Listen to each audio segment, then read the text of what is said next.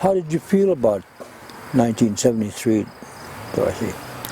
I think at the time I felt like a lot of people did at that time is a lot of pride, you know, because what I remember of it is there were a lot of elderly ladies who were asking, when are our men going to stand up? When is the spirit of Crazy Horse going to come back and help us and protect us, get us off our knees? So I think that for me it was really a great feeling, because I knew that the movement had grown just even since the implementation of it. There were programs starting. Like you said, there were a lot of the guys that had sobered up and weren't using alcohol or drugs, and they were just concerned about the people.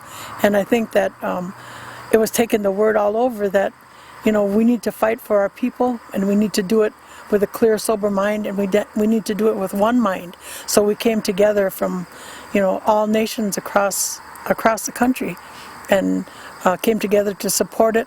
And I know that a lot of times when it was, you know, when the occupation was taking place, we were out by the medicine men people, and we were having ceremonies, and we were asking for protection for the people that were here, that were putting their lives on the line. And we were doing everything that we could do to bring food in, to bring, you know, whatever was needed to bring it in here so that we could support in every way that we could do it, you know. And my children were small yet at the time, but I wanted them to be a part of the history that was going down.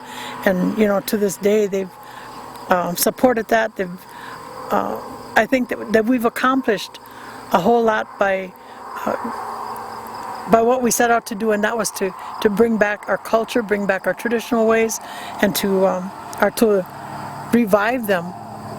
You know, we've always been about that. We've always been a spiritual movement, and, you know, a lot of people talk about the American Indian movement like it was like a renegade bunch of people. But what they don't know is that we always took the direction from medicine people, from spiritual leaders, and we always followed their direction. We never did anything unless we were invited to come into an area. We came in. So Wounded Knee was one area where we were invited to come in and help the people out at that time. And I remember those days. I remember traveling in the back of a pickup truck to come out here with supplies, and it was cold. It was in February and March, and we drove from Wisconsin to out here in the back of a pickup truck. And I was talking to Sharon Leonard about it, and I said, man, it was really freezing back there, but you don't even think about it because you think about what you're doing, why you're doing it, you know. And I think that for me it felt really good, because I know that the schools that had Indian kids in them across the country were saying, you know, we weren't ashamed to say we're Native anymore. You know, this is the first time we really felt that pride.